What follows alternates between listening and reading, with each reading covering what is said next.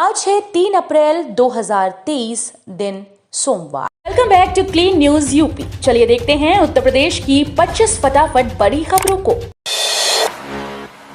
3,572 doctors की भर्ती प्रक्रिया शुरू, विशेषज्ञ चिकित्सक भी किए जाएंगे भर्ती। उत्तर प्रदेश के सरकारी अस्पतालों में डॉक्टर्स की कमी दूर करने के लिए 3,572 पदों पर भर्ती प्रक्रिया शुरू कर दी गई। इनमें से 2,382 पदों पर विशेषज्ञ डॉक्टर्स की भर्ती होगी, जबकि शेष 1,190 पद संविदा पर राष्ट्रीय स्वास्थ्य मिशन के जरिए भरे जाएंगे। संविदा चिकित्सकों को अधिकतम 5 लाख रुपए मासिक मानदेय दिया जाएगा।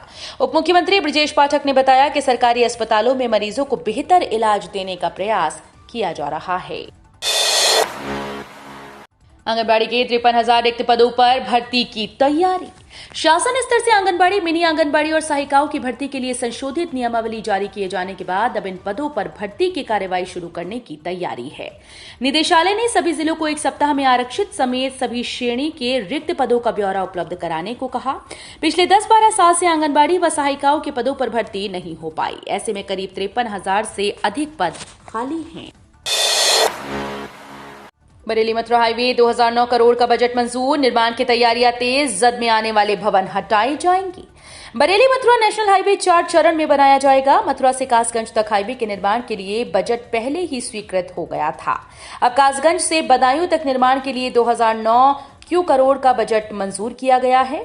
बजट स्वीकृत होते ही हाईवे के निर्माण की तैयारियां तेज हो गई हैं। फिलहाल डिटेल प्रोजेक्ट रिपोर्ट तैयार की जा रही है।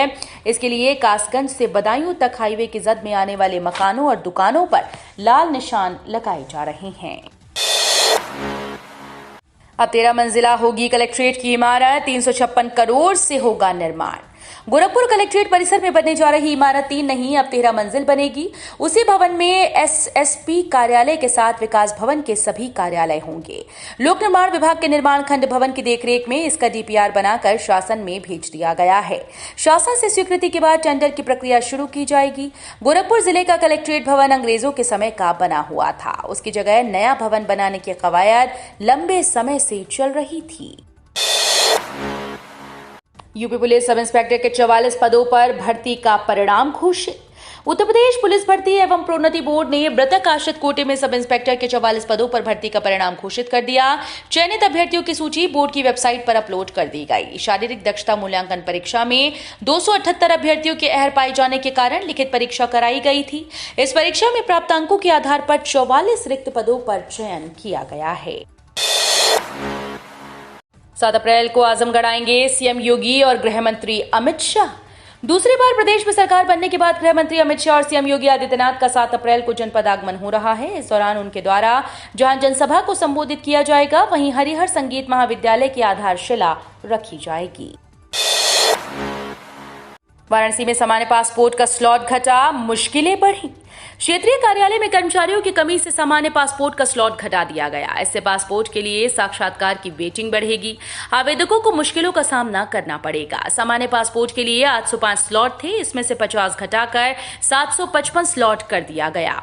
पासपोर्ट अधिकारियों के अनुसार विदेश मंत्रालय में जहां पासपोर्ट सेवा के 15-16 कर्मचारी होने चाहिए, वहां 7-8 कर्मचारी ही काम कर रहे हैं। इसका सीधा असर स्लॉट पर पड़ा है। बिजली वितरण में स्मार्ट बनेगा यूपी। मायावती ने अतीक की पत्नी शाइस्ता पर लिया बड़ा फैसला। अगले 2 साल में उत्तर प्रदेश की बिजली वितरण व्यवस्था स्मार्ट मीटरिंग से लैस हो जाएगी। बदायूं में नाबालिग के साथ 3 दोस्तों ने मिलकर गैंगरेप की वारदात को अंजाम दिया था। उस समय आरोपियों के भय के चलते पीड़िता ने परिजनों को कुछ भी नहीं बताया था। वहीं लखनऊ में आयोजित बसपा की बैठक में मायावती ने शाइस्ता परवीन को लेकर बड़ा फैसला लिया। मायावती ने कहा कि शाइस्ता को प्रयागराज से मेयर का चुनाव नहीं लड़ाया जाएगा। 20 मिनट में पता चलेगी लीवर गुर्दे की सेहत। यूपी के शहर में लगी करोड़ों की मशीन। लखनऊ के केजीएमयू में अब लीवर और गुर्दे के प्रत्यारोपण की सफलता का महज 20 से 30 मिनट में पता लग सकेगा। गुर्दे कितने प्रतिशत काम कर रहे हैं, इसकी भी सटीक जानकारी मिलेगी। केजीएमयू के न्यूक्लियर मेडिसिन विभाग में स्पेक्ट सिटी मशीन लग रही है। इसकी कीमत करीब 6 करोड़ 25 लाख है। डॉक्टर्स ने बताया कि गुर्दे कितने फीसदी काम कर रहे हैं, लीवर गुर्दा प्रत्यारोपण कितना सफल रहा, इस मशीन से यह जांच मुमकिन होगी। किसानों को फसलों का मिलेगा अच्छा फल। कुमाऊं विश्वविद्यालय में खेती पर शोध में आए चौंकाने वाले परिणाम। यूपी, हरियाणा, हिमाचल प्रदेश सहित देश के कई राज्यों में खेती कर रहे किसानों के लिए अच्छी खबर है। कई सालों के शोध के बाद वैज्ञानिकों के शोध में कई हैरान करने वाले नतीजे सामने आए। माना जा रहा है कि इस तकनीक की मदद से किसानों को उनकी फसल का भरपूर फल मिलेगा। कुमाऊं विश्वविद्यालय के शोध में हिमालयी रीजन में जल स्रोतों के आसपास मौजूद पौधों की जड़ में एंटीबैक्टीरियल कवक मिले। सामान्य तौर पर पानी के समीप उगने वाले पौधे समय से पहले ही सड़ गल जाते हैं, लेकिन हिमालयी क्षेत्र में ऐसे पौधों की जड़ों में लगने वाली फफूंद में औषधीय गुण पाए गए हैं। भाजपा 6 से 14 अप्रैल तक मनाएगी सामाजिक न्याय सप्ताह। तैयारियों के लिए होगी वर्चुअल बैठक। भाजपा अपने स्थापना दिवस 6 अप्रैल से लेकर बाबा साहब भीमराव अंबेडकर जयंती 14 अप्रैल तक सामाजिक न्याय सप्ताह मनाएगी। इसके लिए प्रदेश अध्यक्ष भूपेंद्र सिंह चौधरी एवं प्रदेश महामंत्री धर्मपाल सिंह ने रविवार को पार्टी पदाधिकारियों, जिला प्रभारियों, जिला अध्यक्षों व अभियान से जुड़े पदाधिकारियों के साथ वर्चुअल बैठक करेंगे। प्रदेश अध्यक्ष ने पदाधिकारियों का आह्वान किया कि 6 अप्रैल को कार्यकर्ता अपने बूथ्स पर सुबह 9 बजे पार्टी का ध्वज लगाएंगे और प्रधानमंत्री का उद्बोधन सुनेंगे। आयोग का फैसला, मृतक की पत्नी को 25 लाख रुपए दे बीमा कंपनी। कोरोना काल में लागू लॉकडाउन अवधि में खत्म हुई ड्राइविंग लाइसेंस की वैधता के कारण बीमा कंपनी दावे की राशि का भुगतान करने से इनकार नहीं कर सकती। लॉकडाउन के दौरान केंद्रीय परिवहन मंत्रालय ने ऐसे डीएल की वैधता अवधि की समय सीमा को बढ़ा दिया था। इस आदेश के साथ राज्य उपभोक्ता आयोग के अध्यक्ष न्यायमूर्ति अशोक कुमार की पीठ ने बीमा कंपनी की अपील खारिज कर दी। वाराणसी में मेयर और पार्षदों का चुनाव करेंगे 16 लाख से अधिक मतदाता। वाराणसी में नगर निकाय चुनाव के लिए मतदाता सूची का अंतिम प्रकाशन कर दिया गया। नगर निगम परिक्षेत्र के 100 वार्ड्स में 22,000 से ज्यादा मतदाता बढ़े हैं। हालांकि गंगापुर नगर पंचायत में मतदाताओं की संख्या 145 कम हो गई। अब अंतिम मतदाता सूची से ही चुनाव कराए जाएंगे। बड़े मतदाता प्रत्याशियों की जीत हार में अहम भूमिका निभाएंगे। वाराणसी नगर निगम का दायरा बढ़ गया है। पहले 90 वार्ड थे, अब 100 हो गए हैं। प्रशासन की तरफ से जारी अंतिम सूची के मुताबिक नगर निगम में मतदाताओं की कुल संख्या 16,11,536 हो गई। धीरेन्द्र शास्त्री पर भड़के मौलाना शहाबुद्दीन, कहा मुसलमानों को धमकी देना बंद करें। ऑल इंडिया मुस्लिम जमात के राष्ट्रीय अध्यक्ष मौलाना शहाबुद्दीन रजवी बरेलवी ने बागेश्वर धाम के धीरेन्द्र शास्त्री पर एक बार फिर से कड़ी प्रतिक्रिया दी। उन्होंने कहा कि भारत एक लोकतांत्रिक देश है, यहाँ हर एक व्यक्ति को अपने धर्म के प्रचार और प्रसार की इजाजत हासिल है, मगर धर्म के नाम पर किसी भी समुदाय को धमकी देने की कोई इजाजत नहीं। मौलाना ने कहा कि धीरेन्द्र शास्त्री कई मौकों पर मुसलमानों को धमकी दे चुके हैं। अभी हाल ही में कहा था कि भारत में रहना होगा तो सीताराम कहना होगा। लखनऊ में 10,000 वर्ग मीटर पर हो रही अवैध प्लॉटिंग ध्वस्त, एलडीए की कार्रवाई। लखनऊ विकास प्राधिकरण ने दुबग्गा में अवैध रूप से हो रही प्लॉटिंग को ध्वस्त कर दिया। प्रवर्तन जोन 7 की टीम ने ये कार्रवाई की। प्रवर्तन जोन के जोनल अधिकारी अरविंद त्रिपाठी ने बताया कि दुबग्गा के बरावन कला में शेखपुरवा रोड के किनारे अवैध प्लॉटिंग हो रही थी। करीब 10,000 वर्ग मीटर पर कच्ची सड़क, नाली का निर्माण हो रहा था। बिजली के खंभे लगाकर बाउंड्री बनाई जा रही थी। अवैध प्लॉटिंग कर रहे अब्दुल मजीद कन्हैया लाल के विरुद्ध विहित कोर्ट में मुकदमा कायम है। कर्मचारियों के लिए बड़ी खबर, नियम में संशोधन, मंत्रालय ने जारी किया आदेश। कर्मचारियों के पदोन्नति पर बड़ी अपडेट सामने आई। इसके लिए परफॉर्मा में संशोधन किया गया, साथ ही इसमें कुछ नियम बदले गए। मंत्रालय द्वारा इसे लेकर आदेश जारी किया गया। मंत्रालय द्वारा दिए गए निर्देशों का पालन करना अनिवार्य होगा। रेल मंत्रालय द्वारा जारी किए गए आदेश में कहा गया कि APAR वो साधन है जिसके तहत कर्मचारियों के प्रमोशन की प्रक्रिया को पूरा किया जाता है। वो केवल एक के कर्मचारियों के लिए APAR नियम में संशोधन किया गया। ऐसे में वो कर्मचारी जिनके ग्रेड पे 1,800 रुपए हैं, उनके लिए ये नियम लागू होंगे। यूपी में बुलडोजर और बाबा 2024 की रणनीति में विपक्ष के लिए बने खतरा। लोकसभा चुनाव 2024 का खेल शुरू हो गया, लेकिन खिलाड़ी और स्थान अपरिवर्तित हैं। देश के सबसे बड़े राज्य उत्तर प्रदेश में विपक्ष अचानक 2024 के लोकसभा चुनाव को लेकर सतर्क दिखाई दे रहा है। इसका मुख्य कारण सत्तारूढ़ गठबंधन का अति आत्मविश्वास और जनहितैषी मुद्दों से लैस होना है। विपक्ष के पास दोनों का अभाव है। भाजपा बुलडोजर और बाबा के साथ उत्तर प्रदेश के राजनीतिक क्षितिज पर हावी दिख रहा है। बारिश और मौसम की मार से किसान बेहाल, गेहूं के साथ भूसे का भी संकट। उत्तर प्रदेश में भारी बारिश और ओलावृष्टि से फसलों को भारी नुकसान पहुंचा। स्थिति को देखते हुए मुख्यमंत्री योगी आदित्यनाथ ने राहत आयुक्त को फसल के नुकसान का आकलन करते हुए मुआवजा देने का निर्देश दिया है। बारिश की वजह से खराब हुए गेहूं की फसल को खरीदने के लिए उत्तर प्रदेश सरकार ने प्रस्ताव बनाने का फैसला भी किया। मौसम विशेषज्ञों के अनुसार मौसम की ऐसी स्थिति अगले 2 से 3 दिन तक रह सकती है। ऐसे में सीएम योगी ने इस बैठक में इस बात के भी निर्देश दिए कि किसानों को मौसम के पूर्वानुमान की जानकारी देने के लिए अर्ली वार्निंग सिस्टम तत्काल रूप से प्रभावी किया जाए। आकांक्षा दुबे प्रकरण में कुछ भी बोलना जल्दबाजी, वाराणसी में सांसद निरहुआ बोले। मशहूर भोजपुरी अभिनेत्री आकांक्षा दुबे की मौत मामले में रविवार को आजमगढ़ के सांसद दिनेश लाल यादव निरहुआ ने पहली बार मीडिया से बातचीत की।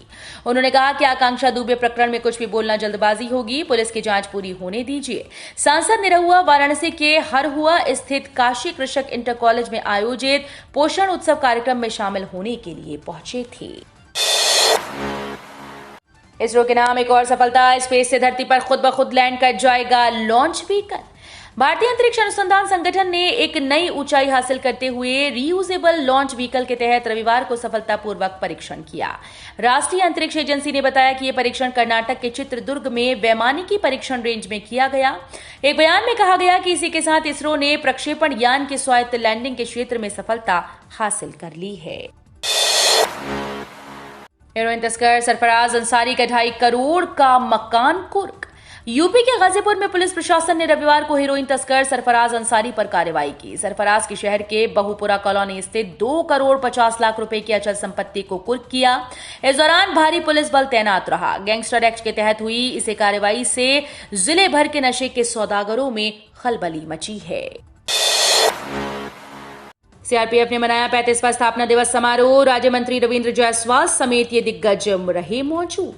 केंद्रीय रिजर्व पुलिस बल की 95वीं बटालियन ने पहाड़िया मंडी स्थित मुख्यालय में 35वां स्थापना दिवस मनाया। सांस्कृतिक कार्यक्रमों का रंग भी जमा। स्थापना दिवस समारोह का शुभारंभ मुख्य अतिथि राज्य मंत्री रविंद्र जायसवाल, विशिष्ट अतिथि पुलिस आयुक्त मुथा अशोक जैन व कमांडेंट अनिल कुमार ब्रक्ष ने किया। इसके बाद वाहिनी के जवानों ने लोकगीत गाए और लोक नृत्य प्रस्तुत कर सबका मन मोह लिया। अभी 2 दिन कानपुर समेत आसपास के शहरों में बारिश व ओले गिरने की संभावना। भूमध्य सागर से उठी गर्म चक्रवाती हवाओं से कानपुर और इसके आसपास के क्षेत्रों में मौसम बदल गया। 12 घंटे के अंतराल में शहर और इसके आसपास के क्षेत्रों में 33.2 मिलीमीटर बारिश हुई। शनिवार को सुबह से धूप रही, लेकिन हवा में नमी होने की वजह से दिन और रात के तापमान में 2 डिग्री सेल्सियस की कमी रही। अधिकतम तापमान 28 और न्यूनतम 16.4 डिग्री सेल्सियस रिकॉर्ड किया गया। अभी भी अगले 48 घंटे बारिश की संभावना है। यूपी को आखिर कब मिलेगा स्थायी डीजीपी? यूपीएससी को नया प्रस्ताव भेजने पर टिकी नजरें। उत्तर प्रदेश पुलिस को नया कार्यवाहक डीजीपी मिलने के बाद एक बार फिर सबकी नजरें संघ लोक सेवा आयोग को स्थायी डीजीपी चुने जाने के लिए भेजे जाने वाले प्रस्ताव पर टिक गई। कार्यवाहक डीजीपी बनाए जाने के सबसे लंबे दौर का सामना कर रहे पुलिस विभाग में अभी से ये कौतूहल बरकरार है कि आखिर प्रदेश को स्थायी डीजीपी कब मिलेगा। प्रदेश सरकार यदि स्थायी डीजीपी बनाने का प्रस्ताव आयोग को भेजने में फिर देर करती है तो 1 जून को एक बार फिर से कार्यवाहक डीजीपी से ही काम चलाना पड़ सकता है। मायावती का हमला, कहा गेस्ट हाउस कांड न होता तो सपा बसपा गठबंधन देश पर राज कर रहा होता। बसपा सुप्रीमो मायावती ने कहा कि यदि आज सपा काशीराम के नाम को भुनाने की पैंतरेबाजी कर रही है, जबकि उनका काशीराम के प्रति एहसान फरामोशी का इतिहास लोगों के सामने है। इसके कारण ही वर्ष 1995 में गेस्ट हाउस कांड हुआ और सपा बसपा का गठबंधन टूटा। सपा अगर काशीराम की मिशनरी सोच के साथ गठबंधन सरकार चलाती रहती तो ये गठबंधन आज देश पर राज कर रहा होता। इसी का लाभ आज भाजपा उठा रही है। वो रविवार को निकाय चुनाव के मद्देनजर पार्टी के प्रदेश कार्यालय पर पदाधिकारियों की बैठक ले रही थी। तो ये थी आज की 25 फटाफट बड़ी खबरें। अगर आपको न्यूज पसंद आई हो तो वीडियो को लाइक और शेयर जरूर करें। धन्यवाद।